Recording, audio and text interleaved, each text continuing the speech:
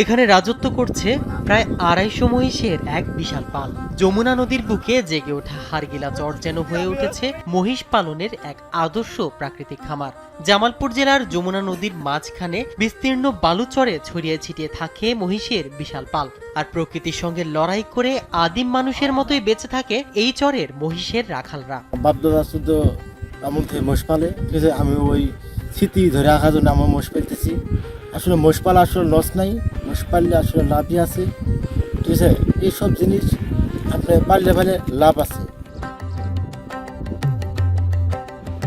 যমুনা নদীর বুকে জেগে ওঠা নতুন চরে জীবনের গল্পটা একটু আলাদা। জামালপুরের ইসলামপুর উপজেলার নোয়ারপাড়া ইউনিয়নের হারগিলা প্রত্যন্ত চরে চড়ে বেড়ায় ২৫০ মহিষের বিশাল পাল। খোলা মাঠ, প্রাকৃতিক ঘাস আর নদীর পানি সব মিলিয়ে মহিষ পালনের জন্য আদর্শ এ চর।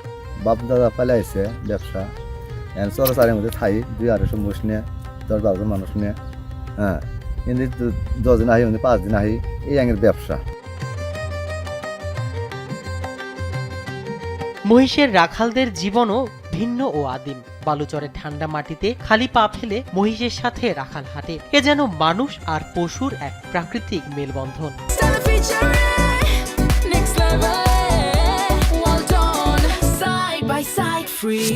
আমগরে ওইলে বতির নাম আছে, আর আমগরে হাতের একটা জ্বর আছে। আমরা ডাক দিলে ওই নামে সারা দেব।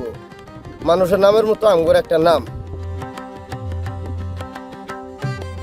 যমুনার বুকে এই মহিষের পাল আজ হয়ে উঠেছে রাখালদের জীবিকার ভরসা আর টিকে থাকার এক নীরব সংগ্রাম।